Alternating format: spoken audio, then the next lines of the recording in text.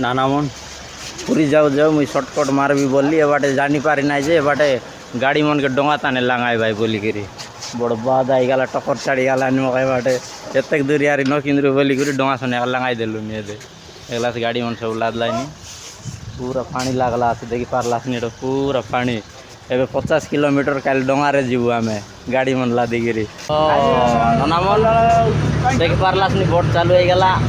एटा सब गाड़ी मन सब लादा हो गिरी छाड़लानी एबे एडी पानी भितर आछो आमे वर्तमान मोर गोटे सांग माने मोर नाना गोटे मिसला नाना गाँ माने डिस्ट्रिक्ट ଆମ डिस्ट्रिक्ट पुरी डिस्ट्रिक्ट पूरी जदुगुरु जोधपुर गाँटा जदुगुरु भाई सांगे टिके आमर परिचय हो गला मजा लागছে कि ना कह दो मजा लागतीছে मजा लागतीছে कि ना मजा लागतीছে বাইরে আর মজা লাগবে